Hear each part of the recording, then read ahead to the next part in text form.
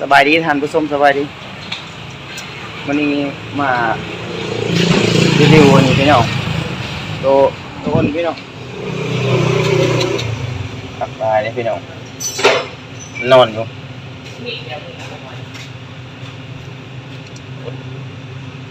เดินต้นตัวผูเถอะคู่เนาะพี่น้องตักปลาตัวนี้จับอะไรเลยตัวนี้จับอะไรนะมันครบเนาะจับเนาะมันถือผ้ามันใจมันหายจนมีจับได้เนาะ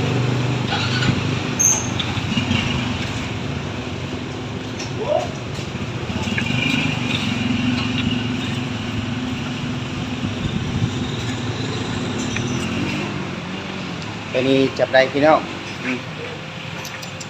นะครับแห้ง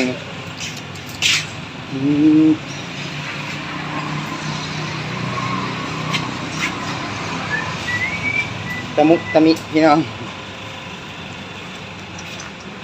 แข็งนะแข็งตัวอ้นเด้อพี่น้องเด้อตัวอ้นเลยแข็งพี่น้อง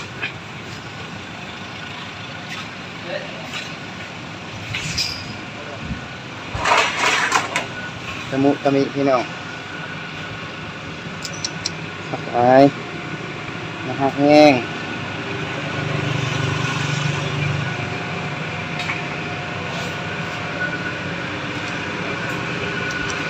น่ารักจังพี่น้อง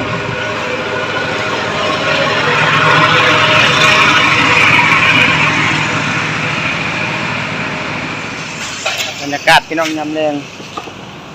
ที่บ้านนาปงคือเก่าพี่น้องบรรยากาศยามแรงนาปง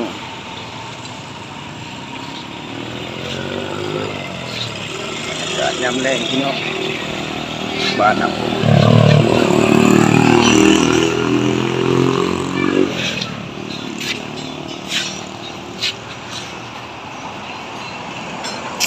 บรรยากาศยำแรงอากาศเย็นสบายพี่น้อง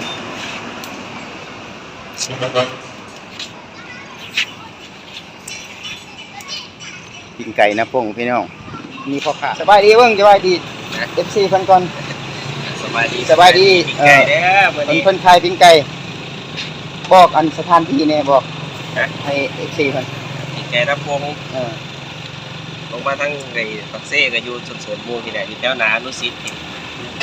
ซื้อห่านนี่ว่าซื้อห่านบนทันมีซื้อห่านจะบนทันมีอยู่แล้วแหล่นานุสิตหรือเขาไปเบิ่งอยู่ได้ไอ้ยังแหละเตียงก่อนผมว่าสัตว์เตียงสยามนี่แหละแต่จะเอาลงไข่